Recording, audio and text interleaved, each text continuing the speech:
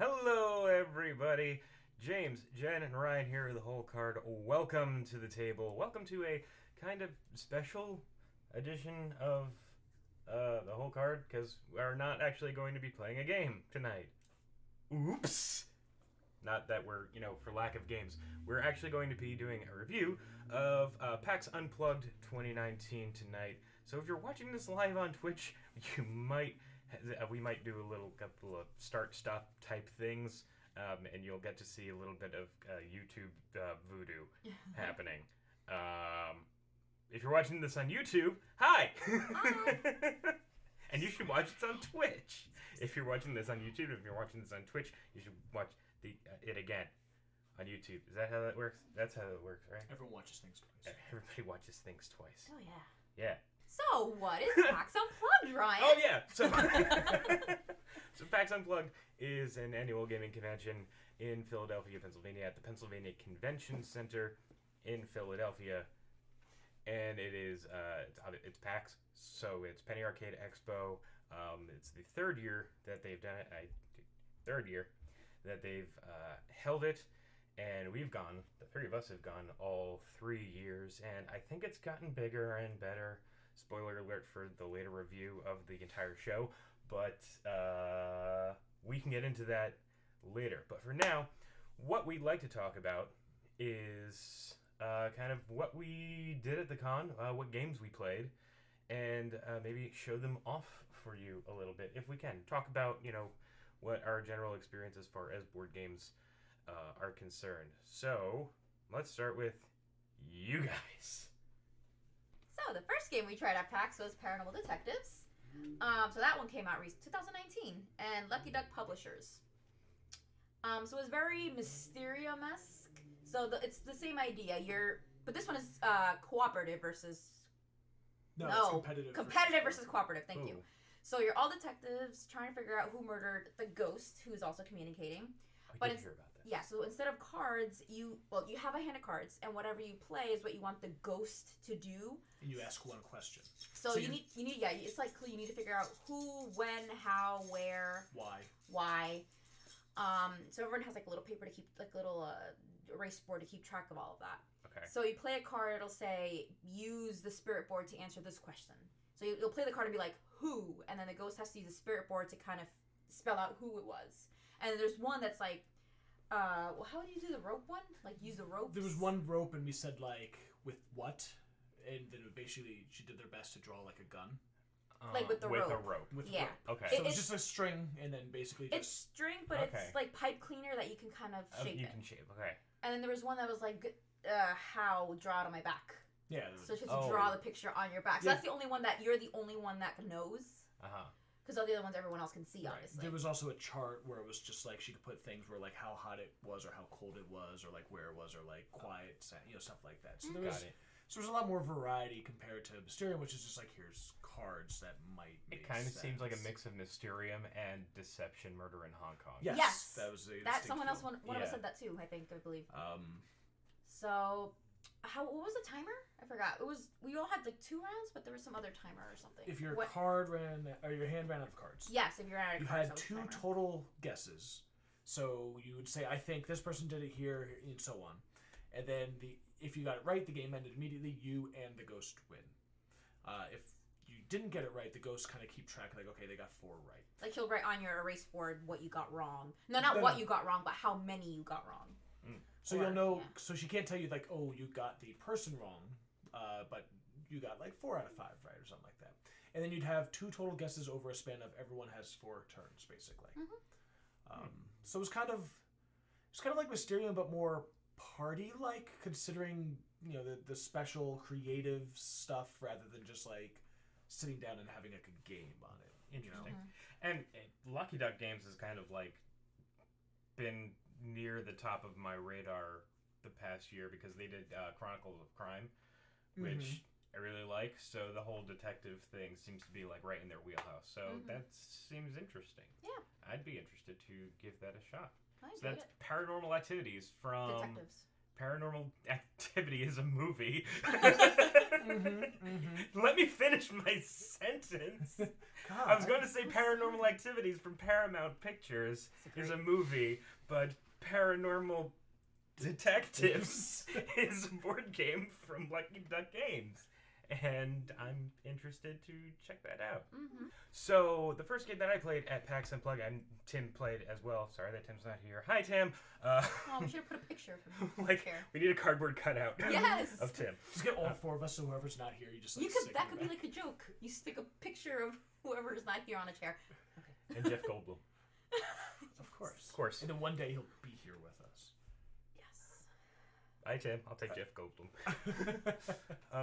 So the first game I played and Tim played was Maracaibo. Maracaibo was a game that got a lot of buzz at Essen, and we literally walked into the first look section on Friday at 10 a.m., sat down and played this.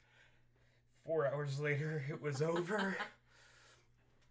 It took about 40 to 50 minutes to learn it. The person who taught us, it was the first time they were teaching it, so it was a little bit difficult. We kind of had to wing the rules, but basically what the game is a map of kind of like the Caribbean Sea just above South America, and you're kind of doing laps around the islands in your boat. There's villages which have smaller spaces which let you buy cards that'll give you new abilities, or you can stop at cities which have their own action. When you stop at a city, you can drop a little thing from your personal board to work towards upgrading your ship, which give you advantages in some ways later in the game. There's a whole bunch of stuff. There's also a little exploration track where a certain icon lets you move a dude along that track, and the further along you go, the more points you'll get, essentially, is how that works. There's other rewards that you get. There's combat. But not with other players because it's a Euro. You're actually just fighting alongside either Spain, France, or England to try and gain influence and move up another influence track. Point salad is how I would describe this game, and it puts any Stefan Feld game to shame with the ways that you can score points. You get points for essentially every thing that you do in this game. The end game scoring sounds like so a disaster. so there's a scoring round. After one person completes a lap, there's a scoring round that has like 6 steps, right? That wasn't the issue. The issue was, okay, on the 4th time around, you do essentially that plus endgame scoring. And endgame scoring was like 7 steps. And there were 3 steps within those 7 steps that had sub-steps. And I was just like, I'm done. I'm tapped out. This is not how I wanted to start my convention. So, my first impression of Maracaibo, there are people who describe Maracaibo as kind of being like Great Western Trail and Mombasa combined. Now, I haven't played either of those games, mostly because when I heard about them, I was like, that's probably not really my thing to begin with. So, my first impression of Maracaibo will probably be different from yours if you like Great Western Trail or Mombasa. It's not my style of game. I may try it again. My opinion will probably not change, though. So that's my opinion on Maracaibo from Alan Pfister and Games Up Games, as well as other publishers that apparently worked on it. But, that's that. So, what's next on your list? Well, we basically went one table down to play Jetpack Joyride. And, same publisher, Lucky Duck Games. Yeah. And so, basically, it was just like they had a bunch of different, like, Tetris shapes in the middle, and you basically just, like, grabbed them as fast as you could and put them on your mat. So you had, like, 4 mats, little sections, and they were squares. So, yeah, at the same time, everyone's going at the same time, grabbing pieces and trying to fit them on your map to go through coins, go around obstacles, and try to get across the board. And as soon as someone goes across the board, the first one to do it, everyone stops. Pencils down. Right. Tetris pieces down. So your objective is to get the coins. So she's saying that each one's a victory point. You lose points every time you go through a hazard. You have to basically trace a route from end to end, so you can't like overlap or anything like that. There are goals. There's some goals. Have you ever played the? I mean, I loved it. I played the game Jetpack Joyride. So there's like missions. So there's like one mission. It's based on a video game. Yeah. Oh, it's okay. an app. It's an app that I've played a lot. I loved it. It's Jetpack Joyride. So some of the missions were like start and end a section in the same row of blocks. Other words, like get. There was one that was like you could points. only go down on a certain tile, basically, so you couldn't use anything that went up. Interesting. So they were just Seemed interesting objectives. Puzzly. It was a little puzzly. Okay. Now we only played one round. Apparently, it's done in over 3 rounds. So after each round, they'll have like a little drafting period where they'll have like special powers that'll come out and that can affect like how you play the game. Mm-hmm. I think one was like you could overlap a piece or something like that. So like it gave you like slight advantages, but like whoever got the least in the first round would get to pick a power first. So upgrade. So there was kind of like a evening out the scores by letting them get the first pick, and then you do a second round by flipping all of your boards over to the other side because then it would be completely different. So you couldn't just do the same thing. Interesting. Then you'd have another drafting round where you got new abilities, and then the third round you take that new board and pass it to the person to your right. Sounds like a more fun version of Maracaibo. Oh boy. So we only played I one. had some opinions about that game. Oh boy. Didn't seem to be good. It's just a lot. Yeah. Sorry. But I played one round twice. One at the booth, and then one to teach friends at the in the quick play area. Okay. And it was fun. I enjoyed it. I would love to play a full game to see how like powers actually interact, because again, never playing with the powers, I'm just kind of like spitballing what I think one might have been. I never actually got to experience like, are the powers like, do they change the game? Okay. And it's definitely a good like intro game if you're, or just a game for friends that don't play too many board games. Right. I mean, Explanation is like 30 seconds. Like, yeah, like quick. I think I explained the entire game already. That's a good sign. And if we had started when I started this, we'd probably be done with the first round, if not the second round. Okay. Cool. Awesome. So that was Jetpack Jetpack Joyride from Lucky Duck Games. Lucky Duck. Another Lucky Duck. Yep. Lucky Duck Yep. is lucky. We did that whole booth. Mm-hmm. So the second game that Tim and I played wasn't until Friday night. Wow. After that first game, we went to get crying food, and then we went back to the hotel room, and they were like, "Okay, we're gonna recover from this." But that night we played Nanty Harking from Phalanx Games, and it was way simpler. I know Tim really liked it. We played with a couple of other friends from our game group. A complete game took like less than an hour to play. What Nanty Harking is takes place in late 19th century England, London specifically, and it's an area control game. So you have agents, you have buildings in your color, and you have a hand of cards. And basically on your turn, you play a card, and you can take, there's icons in the top left section of the card, and you do them from top to bottom. You can skip over everything except for if it says you draw a random event, which can change the board dramatically or not.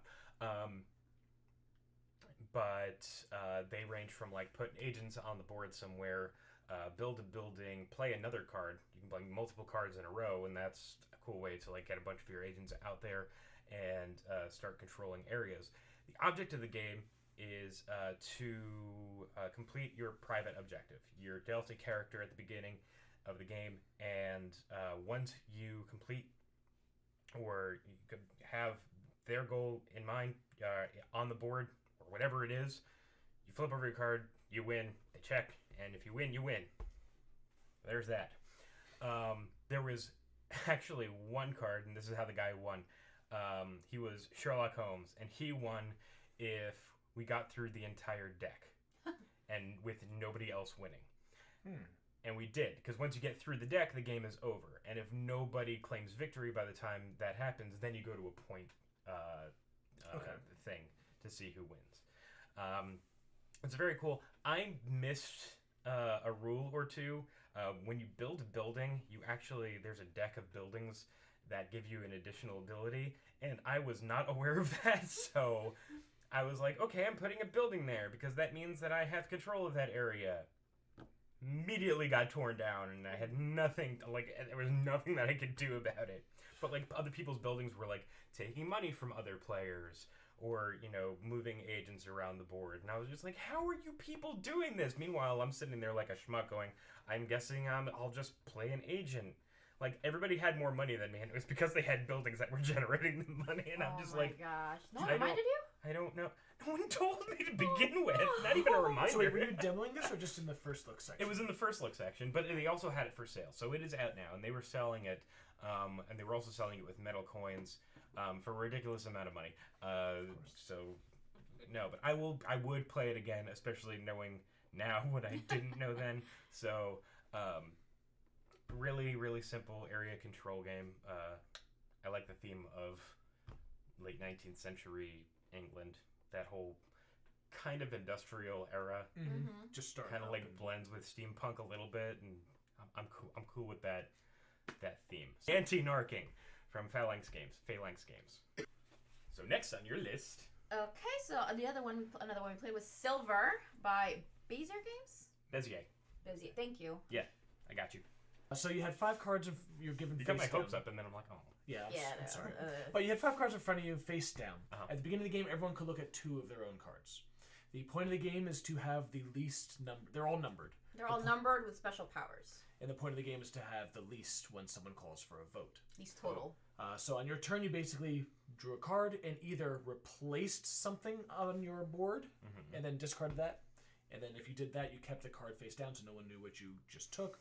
Or you played it mostly for its special abilities, some of which could be like swap any 2 cards, or like flip a card face up so you can get, or like peek at 2 cards, something like that. So you're... And I'm guessing that the lower value card is the more powerful the effect. The higher seemed to be, actually. I think wasn't 12. Well, because the thing was, swap? the lower value cards typically wanted you to have them face up in your board. Oh. But that meant that people could steal them or could force you to discard them. Oh, I see. Okay. So you were more likely to keep the lower ones face down because you were worried that if someone knew you had a 0, 1, or 2 that they were going to be like, that's mine now. Ah. And then like the number 3 could also protect a card so you couldn't touch it anymore. So of course like the low cards people would be protecting. And so like the low cards you wanted face up on your board, whereas the higher cards you'd prefer to get rid of and actually play. So when you get a card, you get rid of a card. Okay. You could say, I'm going to get rid of 6s and then discard multiple or more of cards at once. And it's a bluffing game. Yeah. Well, no, No. you have to reveal. Oh, you have to reveal them. Yeah, oh, you have to okay. reveal them. Okay. If you're saying you're getting rid of 6s, you have to reveal 6s. You have to remember which of your cards are 6s because they might be face down. I got you. So if you're wrong, you get the card and don't discard any. So now you have 6 cards. But if you're right, you're now down to 4. As soon as someone's down to 4, they can call a vote or whatever it was called in the game, where it was just like, I have the least, everyone else gets one last turn, and then everyone just flips face up, and whoever has the least wins that round. You get points based on how many card points you have left in your hand. If the person who called the vote is the winner, they get 0 points regardless of how many was there. If they failed, they get 10 plus whatever they had there. So first turn of the game, I got 40 points. my total score was his first round score. It was great. Well, so you're saying that James is actually capable of losing games? Yes, surprisingly. It happens. That's weird. But it was. There's 2 versions of it. There's Amulet, which is the one that we played, and then there's apparently Silver Bullet, which is One Night a Ultimate meaner Werewolf. one. So again, you're trying to remember which cards are where. You're in your head. You're going like 3, 3. I don't know, 4 or whatever. But then like the cards were more like take someone's cards, shuffle them, and deal them back to them. And so it was just like, oh, that's yeah, neat. not nice. yeah. So we didn't play that one, but our other group of friends was playing that one while we were playing ours. And the ones who are more interested in the screw you conflict kind of thing, they definitely were just like, no, that was awesome. We got to play that again. And the other people were just like, no, I don't. This was not kind. No. It was a little too direct, but it was. That Good game. hurt me in ways I was not expecting. Yeah, but I thought it was a good game. I thought, it went pretty quickly. If no one called a vote, basically you just went through the deck and then it ended. I think there was 3 or 4 rounds total. Yeah. Um, I'm trying to remember the scoring because there's like 1, 2, 3. Yeah, I don't know, but yes, it was quick, very quick. it was very quick. I would recommend it. I would honestly. absolutely recommend it. I would It was definitely very would play again. It's a good little It's game. Silver from Bezier Games. Yep. Cool. My next game, I actually bought there, so I was going to save it for the reveal thing, but I want to talk about it, and that is... Where'd it go? Where'd it go? This one. Lockup from Thunderworks Games. Oh. Ooh. Sorry about everything being a mirror image, but Lockup, a role-player tale from Thunderworks Games. It takes place in the same universe as role-player, as the name might imply, but instead of being heroes or creating characters, you actually control a gang of bad guys that are in prison. I like it already. And you are trying to... you're competing with the other gangs to see who is the strongest, so that the king will let you compete in a Coliseum competition to possibly win your freedom, which is a really crappy way to run a prison. But in essence, you have a set of, I think, 6 different characters that are on like this little kind of Scrabble tile holder. They are valued 2, 3, 4, 5, and then you have a lookout that's not worth anything, and then you have an enforcer that whose power changes based on a mechanic of power cubes that you have. The more power cubes you have, the stronger they are.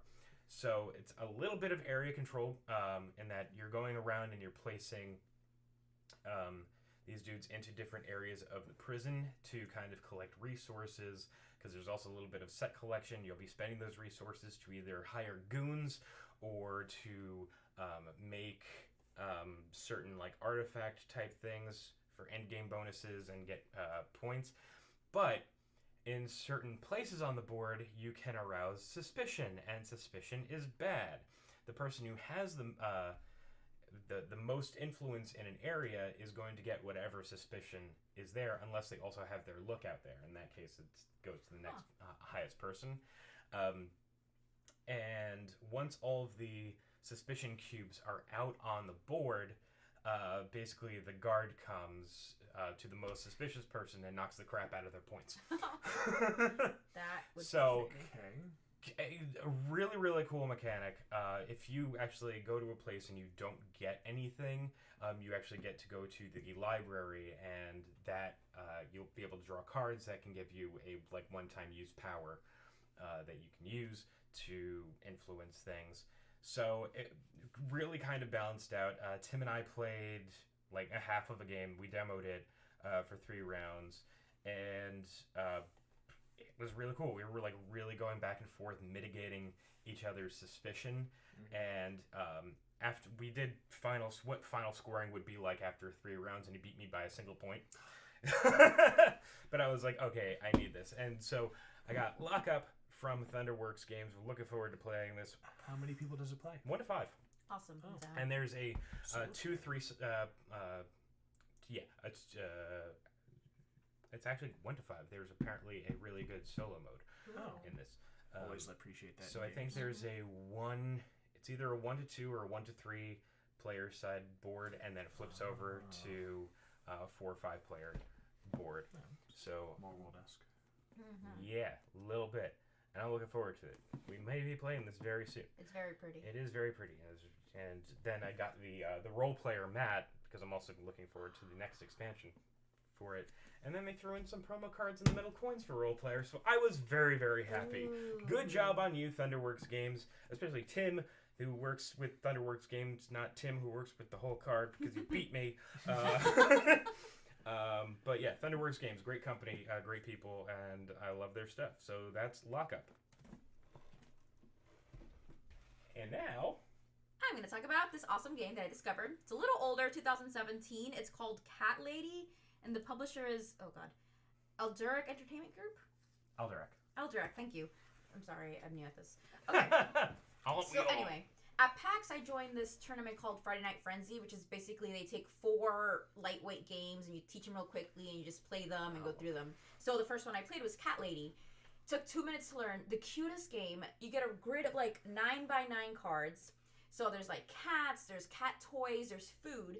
So on your turn you have to grab either an entire column or an entire row. And then If you have cats, you place them in front of you. If you have food, you trade them in for cubes that represent the food. And at the end of the game, you have to have all your cats need to be fed. Certain cats only like tuna, some only like milk. The cutest, adorable game. The art is amazing. And then there's like little cat piece that actually blocks some columns and rows that you move every time you grab something. I lost horribly. I was in last place. But we played 2 rounds in the time span that it took for everyone else to finish because it's a very quick game, very simple. I thought it was adorable. The first player is whoever has the most cats, and that wasn't me. But, yeah, it was just, I totally recommend it. So quick, very simple. You get also, the toys are also, you get every individual toy you get, certain more points or whatever. But yeah, that is Cat Lady. Love it. Recommend it. Get it. And on that note, James and I are going to talk about Trick Shot. So, we're big hockey fans, and unfortunately Devils, but you know, you can always It is too. Yeah. You know. I mean, at least we're not watching the current game, I guess. Right. Yeah. So I backed this. I even did backed as it well. at a higher tier so they would paint the minis. I did as well. Because I guess we're both lazy and it just looks so much cooler. Right. With, like, you know, uniforms on and not just like a disc underneath. Absolutely. Did you actually get to demo this? I did not actually get to demo. Okay, so I figured I had other stuff to do. I'm gonna get it anyway. Like fair. I saw them and I wanted to show Tim because Tim's also a big hockey fan. Devils fan. Devils fan. Yeah. So Tim and I went over to the Trick Shot booth, the Wolf Design booth, and they were demoing Trick Shot. And the dude was like yelling at me and Tim, but more me for like how we were playing the game. And it's like, we don't know what we're doing. But basically in the game, it starts with a face-off. You have 5-on-5 and you have a goalie and you have this giant board that is the hockey rink. And you have to activate one of your 5 players to do an action, and then you roll 1 die. And if you succeed, great, you do that action. If you fail, well, you can flip over a card and re-roll. Fine. Then you activate a different person. It has to be a different person to either move or pass the puck or do something with them. And then you roll 2 dice. So even 1 failure on a die screws up the whole thing. Tim and I were playing like the Devils. It happened a lot. I get that joke. It was pretty rough stuff. But then for your third action, you activate a different guy, you roll 3 dice, and so on and so forth, until you decide to do a line change, and you refresh your cards, and it becomes... So it's kind of a push your luck almost. Yes, it's 100% a push your luck with a hockey theme, and it works. Okay. So I'm really, really excited for it. So when you do the line change and it goes to your opponent, 2 minutes have gone by, and you play 3 20-minute periods. There are penalties involved. There are things that happen in certain arenas. They were showing off the Philadelphia arena. If you go to like check somebody off the puck and you roll a fail, then it becomes a penalty and you lose that dude for 2 minutes. Okay. In Philly, if you do that, the other person, I think, actually goes out like with an injury or something like that. That's and awesome. it's not a penalty. So they have like variable arena powers, which is cool. And they were saying that like they were a little bit down on it because the way the puck moves, it can only travel in straight lines or diagonals. So you can't take like a shot like if this is straight and this is diagonal, then you can't take a shot like this. I see. Because, reasons, it has to be kind of limited to, a board game mechanic. So, I mean, if that's the one knock about it, the board itself looked really cool. It was huge. The puck was little tiny puck of plastic. You knew where it was on the board. Yeah, you knew where it was. You knew who had it. And there's real hockey rules, like you can't make an offside pass. Okay. And if you are in the offensive zone and the puck for whatever reason comes out, then anybody who's in that zone immediately jumps to one side or the other of the blue line, depending on if they're defending or if they're on offense. Okay. So, I have a question for you though. God. Push your luck. How? Yeah. What was like the roll? Like if it was a 6-sided die, right? yeah. So there's one fail on So each you are die. more likely You're to get more a few likely- actions yeah, in before You're more likely to succeed than not. So the way the dice work was there were blank sides, which were just straight successes. There's a puck, which is a success. There is the X, which is a fail, and there's an arrow, which means it succeeds, but your opponent gets to react by moving one of their pieces one space Okay. close to you. So that makes sense. You can't just keep going doing your own thing, right?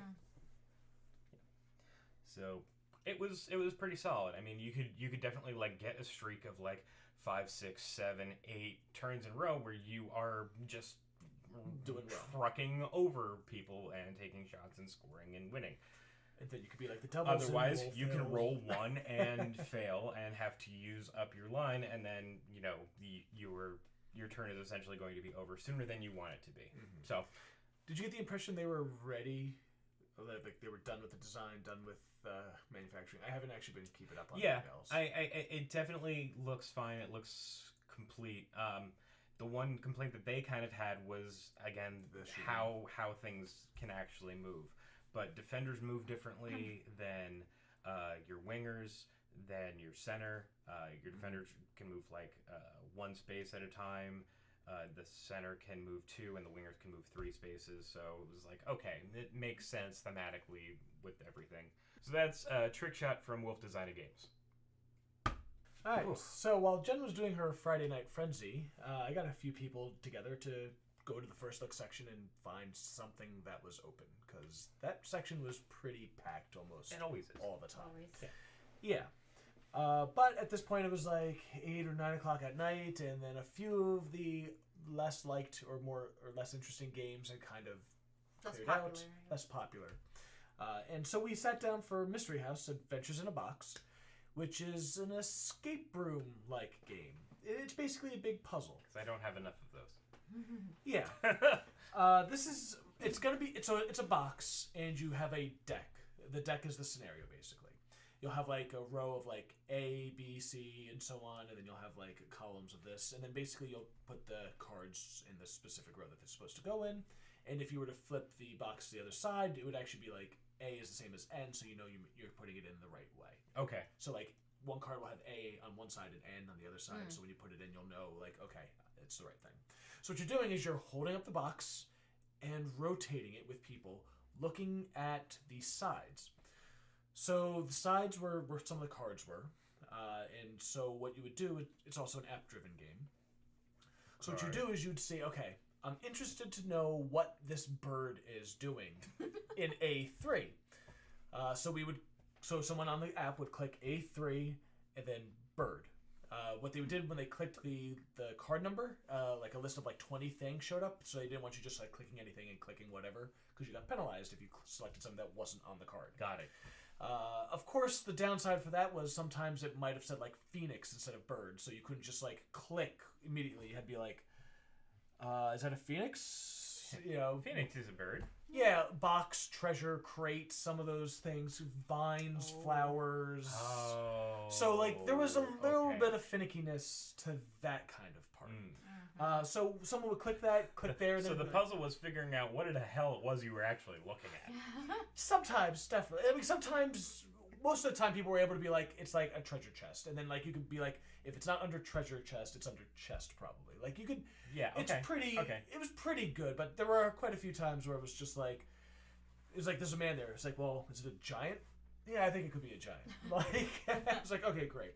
But there was also like an item deck. So like we looked at the bird, and then like it dropped a feather, so we picked up item card 20, and then like it was a feather, and then we can use that to, for instance, put on it. So you go to another room that had like a scale and a heart on it, and then we would like click on that and be like, okay, I want to put the feather there. So you'd like click on like the interact and then like the feather, and then since you already clicked on the room, it was just like, oh, you put it on here. You opened up a door, and then it says like pull out B3, C6, and stuff like that.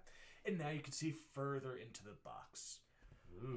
But also, they wanted you to be able to look like diagonally, so you're trying to like squint. Like, I think there's like a monster on this tile.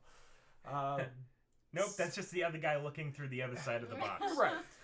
So it did have a consistent theme, and it is modular. There were two scenarios that came with the box, I believe. One was like a haunted mansion, and one was like the one we played was like a wizard's labyrinth.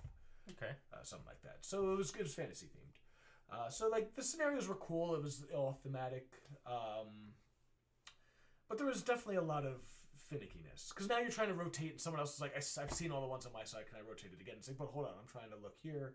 You've got one guy on the app, so when someone says like, I need you to look at A3 and I need you to see if there's like a person, and then you're going through and someone else is like, well, how about B3? And it's like, calm down, let me do it. So it was a good idea. I still liked it despite all of its issues. I feel like it could have maybe been better if there was like a shared app feature, almost like a Jackbox Party Pack, where like you logged into like a room, for instance, and that room kept track of like what rooms have been already removed, what items you already have, something like that, the timer. This way everyone can kind of be doing their like looking themselves instead of having to like read it off and do something like that. I don't know if a company like that would be able to get off the ground doing something that requires like a server to connect or something like that. That could be a potential issue, but I think that would have worked a little better. But I still liked it, and depending on how costly these scenarios are and how frequently they update, I might consider at some point getting it despite the issues. Because it's a cool idea. It sounds like a really cool idea. It does sound fun. It sounds really awesome. It sounds like a new spin, and we also like escape room exactly. puzzly things. Like the unlocks and all that. Yeah. Exactly. So I think it's worth checking out. Whether it's worth buying, I think it's almost like a wait and see how they support it. Because if it's something like Time Stories where they support it like a few times, then everyone's kind of tired of it and it doesn't do anything anymore. It's kind of like, well, is it worth it? Versus like Chronicles of Crime, which you have the base game and that's all you need. All of the upgraded things are new things that use everything that's in that box already. Right. Right. So, cool. And that's Mystery So House. that's Mystery House. And then... well, our last game of Friday night. Oh, boy. Friday night. They're on Friday, and I pretty much mentioned all the games that I played so far. I know, yeah. We had a long day. Our goal this year was to do new games. Yeah. So we basically, every time it was between a game, I was just like, I'm going to go look for first looks, see what's open, and sit down if something's open. I had identified like 5 to 10 games I really wanted to play, and one of them is It's a Wonderful World. So we get to the table around 10:30, Yes. 11-ish. This is after my Friday Night Frenzy. We've been there all day. So everyone's tired, getting a little cranky. I have to read the rule book while we're sitting there. Oh, I basically fell asleep while he was reading the rules. I will tell you, the first 2 rounds, I had no idea what I was doing. I was following everybody else. So, when we were near the booth, their pitch was basically 7 Wonders plus Century Spice Road. So. Okay, so that in mind, I'm expecting a very simple game. Something's telling me I'm in for a shock. No, it actually is a simple game. Oh, okay. Like in my half-sleep state, it clicked after like round 2. I was just exhausted, but it clicked. So, it's very simple. And then I ended up buying it after because I liked it enough that I was just like, I want to bring it, and not when we're at like a rush at the end of the night when everyone's about to die. And then like we played it again, and knowing how the game worked, teaching was way smoother. Like it didn't. Of course, the rules were kind of screwed up a little bit. I've noticed rereading the rule book, but you only have a limited time. So it's, as I said, it's like 7 Wonders plus Century Spice Road. So basically, there are 3 steps in a turn, and 4 turns total for the game. First step of each turn is drafting. Basically, just rotate one way. The next turn, you rotate the other, and you keep going until everyone has all 7 cards that are dealt out. Okay. On those cards are ways to... there's like a cost to build them. So unlike 7 Wonders, you don't just build them. You can also discard them to get a gem or a cube of the color that's listed there. Resource. It's a cube. It's a cube. It's always then a cube. Exactly.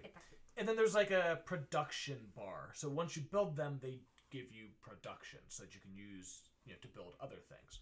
So basically, the drafting part, simple. Everyone knows how to draft at this point, I would think, with Sushi Go and Seven Wonders being very popular and easy.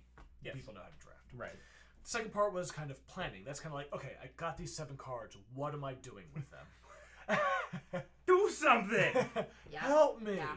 Like, what am I keeping to build? What am I discarding to get gems? Blah, blah, blah, blah, blah, blah, Right. blah. Got it. So there was like, so you had to basically plan out like, okay, the production phase is coming up next. And the production phase actually goes in a very specific order. So you're kind of like, okay, I have to get rid of this card so that I can build this card first so that it will help produce later in the production phase. So there's a constant balance of like, I need that color gem, I have to discard this card to get that gem.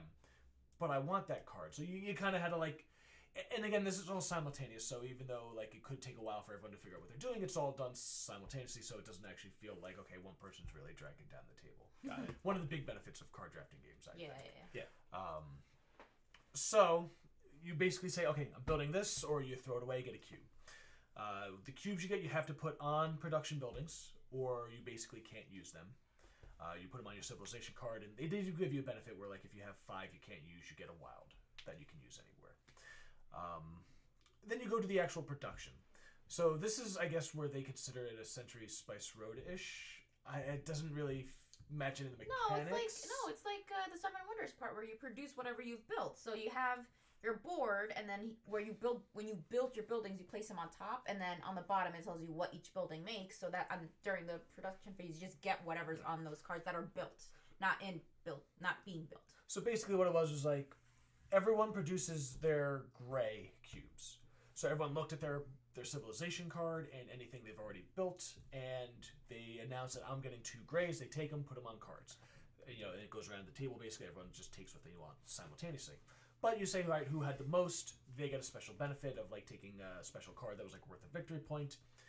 Then once everyone's put those cubes on cards, if they built anything, they put it in their production area. Next up was yellow, green. There's a color. There was a bunch of different colors, but then it would go in a specific order every single turn. Mm-hmm. So you would know that, like, okay, if I build the white first, then this one will produce black. So on the very next phase, the black cube comes up next. So you are going to be able to use that black cube. So then you can use the black for a green and then Got it. yellow. Okay, and so then you a can blue. chain things like that. Yes. Right. So Yes. how you produce things matters, because if you make something that can do gray later in a turn, you kind of lost out on gray this turn. Mm-hmm. And What is this? It's a wonderful world. It's a wonderful world. world. It's like because the cards are like this factory or this thing, this building, blah blah blah. So it's like you're building a wonderful world. And, Got it. Right. But it's fun. I enjoyed it had it. nice art. I woke think, up. too. Oh, it was very pretty. I woke up and I'm like, oh, I get it. I'm playing. I'm in this game. I'm in it. Yeah, the first 2 turns, again, this is like 11 o'clock at night. Everyone's like, I don't know, whatever, okay. And then like the third turn, everyone's like, Then get everyone it and now. it's so funny. You That's saw cool. no really. That's a cool it was thing great. when that happens. In a Right. game. And like the victory points were either just on the cards themselves, like some would just be worth straight like 15 victory points, some would be worth like 2 times every yellow card you built and stuff like that. So, it was very a simple game. I definitely liked it because it was definitely 7 Wonders, but a little more civilization building almost. Because 7 Wonders, you just kind of played like as it went along. Like sometimes it was just like, well, I could play this, I have this option. This was kind of like, I'm building up an engine. So like 7 Wonders misses like the engine building part, I think. Yeah. So this was... 7 Wonders is more like I'm planning for the future. Right, and 7 Wonders is still a great game. Like I can't argue about that. But this has a different feel despite being similar, and I definitely recommend it. I liked it a lot. I enjoyed it. So Awesome. For sure. Awesome. Looking forward to giving that one a try. So that's It's a Wonderful World from a French company. Yep. Le Jus or something like that. Le Boy. Did you close it already? Yeah, I closed it. I'm sorry. Oh, all right. I'm sorry. But that's that. And finally, the first and only game that the 4 of us actually got to play together on Sunday afternoon when I was tapped out. He's counting Tim, by the way. I know there's not 4 of us here. Yes. We're gonna Photoshop him in later. Yep. And Yep. it'll be nice. It's okay. I got him covered. We spent the whole weekend together. I was constantly asking, "Are you having fun? Are you having fun? Was he having fun? Yeah, he was having fun. Well, that's good. Feeling it. Yeah, we'll go into like what we did after this bit. But Formosa Tea from So Games, first game that the four of us played together, and it was also the last game that we played at the convention. Yeah. Is about going through the process of farming or harvesting, and then brewing and processing tea to sell to merchants. And boy, was I tired. You definitely had that blank stare in your eyes where I don't quite get this. I hear what you're saying. What? I got the first part of it, like where you go and you harvest tea. So you harvest tea, and then there are little cubes that you put on your board, and depending on how the weather in the area that you farmed determines how moist the tea is, and moisture is bad for tea. So you really, generally speaking, you want to then process it eventually to get the moisture out, so you have more flavorful tea, and more flavorful tea is higher quality tea, which is worth more points. But you can always, if you have crappier quality tea, send it back to become scented tea, where it would then become high quality tea regardless, all while trying to then sell that tea to merchants or other places. And feel free to stop me if I'm wrong on any of this. So far, so good. And then you get victory points after 4 rounds. Yeah. Oh, you get victory points as you sell. You get victory points as you sell, but the game ends after 4 rounds. Yeah, There wasn't any end game scoring, was there? It was I just- don't we know. didn't get we did that not far. get that far. Because we tried learning. I mean, I looked at the rule book. I'm like, no, we're waiting for the teacher to come back. So he came back. He taught us. Great teacher. And there's like events that happen, and there's like gold. Like the merchants that you sell to are gold, like sort of like gold cards. So like you have cards that say this guy wants 3 yellow ones. This one wants 2 yellow ones. So that's how you get points. Yes. You sell to those people, and you go up on the points. Also, creating sets of tea, the more you created at once, the better. Yeah. As long as it was exceptional tea or high quality tea, the more you made at once, got you more points. The black tea were the black cubes, the green tea were the green cubes, and the oolong tea were the orange cubes because they both start with O. That's Even how though- he explained it. Yes. Even though on all the Cards they were yellow. Yeah. I didn't think I was colorblind, but Now I'm questioning things. No, but I'm happy we played this because I actually had this on my radar in the first look. So when I saw it was empty, I'm like, I'm sitting down, and then I had to wait for everyone else. I put on my horns. I'm like, I am sitting at the table. I'm wearing horns, and that's how they found me.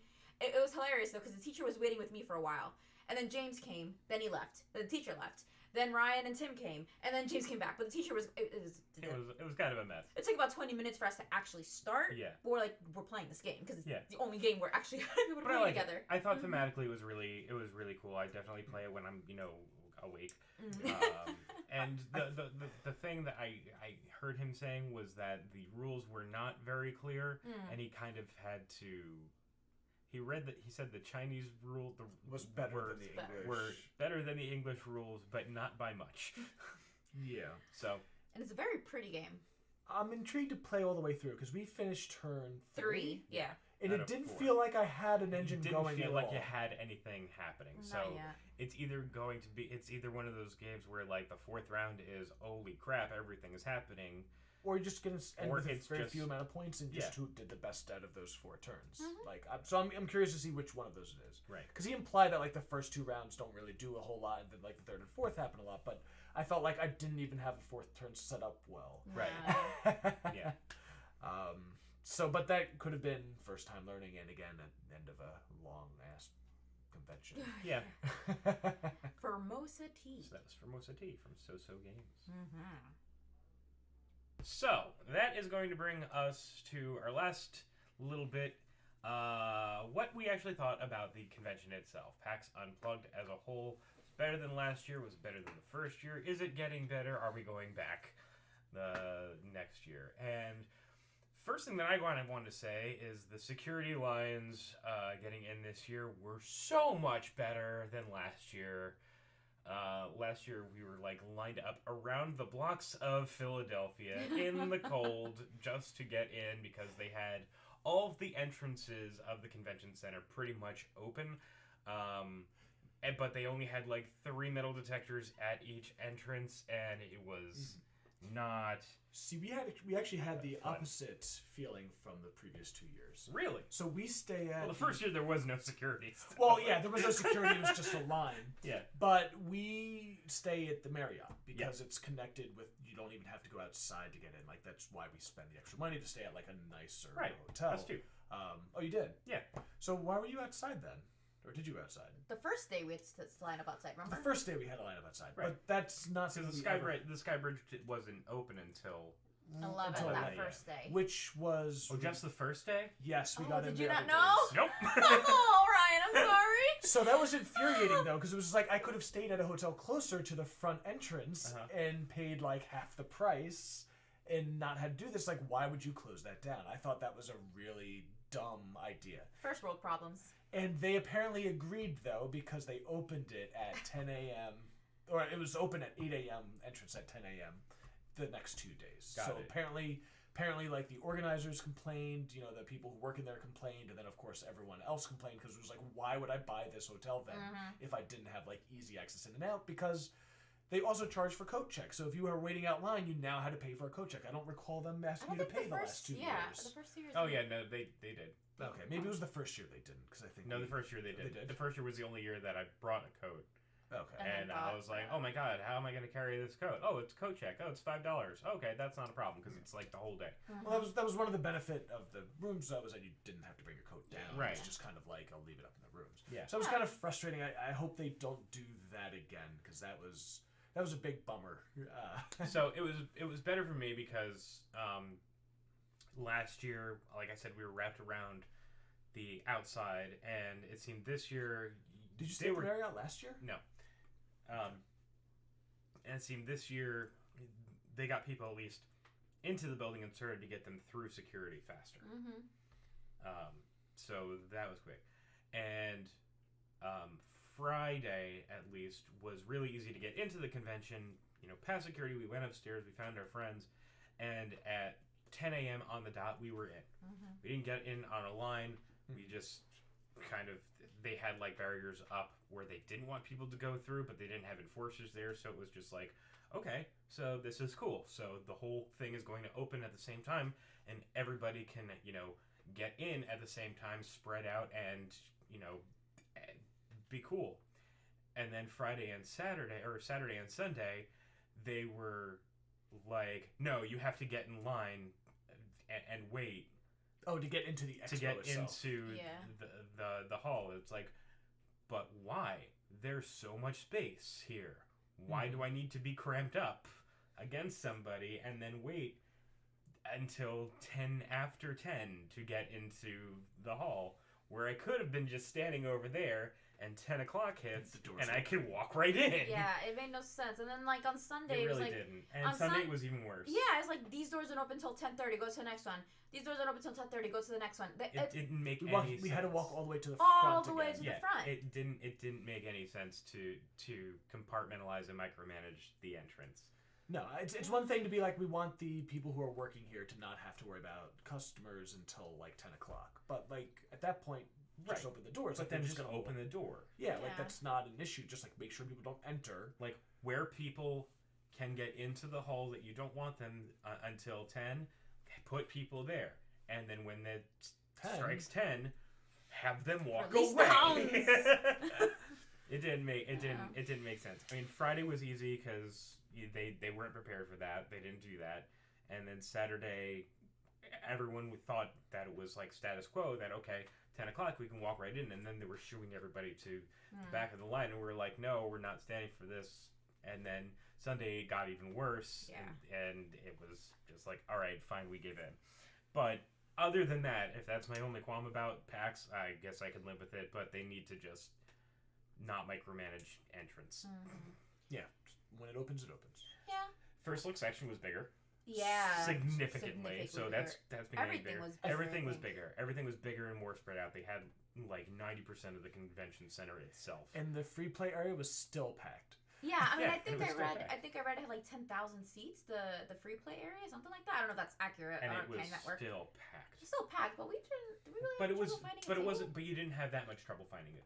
I mean, obviously, when the expo hall closed, everyone converges into the free play area. But is that a legal thing too? Do they have to close at like 6? Because I feel like they're missing out on the potential like sales and like the ability to like demo games after 6. That's most big conventions. They have them closed because because those people are working since they've been working time.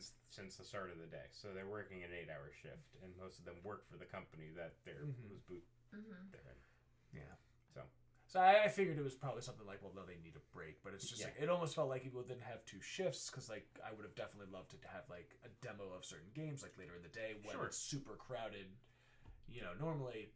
But you can't really change the fact that but most cons are like that. I mean, Origins. I think Origins is open like a little bit later. Origins is open until like 7. Did it start the same time-ish? They start at it like starts at like 9 or 10 and then goes to 7 or whatever. Okay.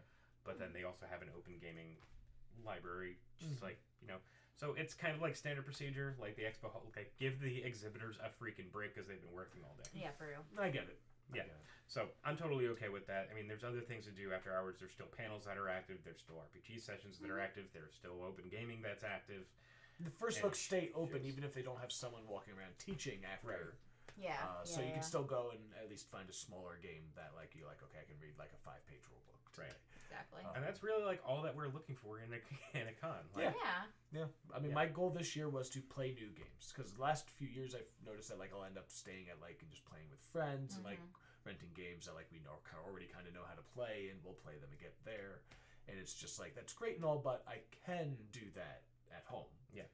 So my goal was to go to First Looks. I missed a few that I really wanted. I really wanted to try Tapestry, since it's the same guy who did Euphoria and Siphon and all that stuff. But there was always a group of people there. Like there were a few games I wish I could have had a chance to play, but it's only a 3-day weekend, and they only have X amount of copies of games that haven't been out yet. Right. So. And then I wouldn't have been able to teach myself there, so I would have needed like someone to come over and teach it. So it's like you can only do so much. Right. But, absolutely. But for what it's worth, for the whole weekend of being $75 for a 3-day pass, including the fee, it's 100% worth it in my book. Oh, so worth it. Yeah. I love it. If you like board gamings, if you like board gaming and board games, then go to this con. If you're in the Northeast, I don't see it going anywhere. No. I think this was the best of the 3 years. Yeah, I do too. Yeah, and the dates for next year are up already. Yep. Which is scary. November 20th to the 22nd.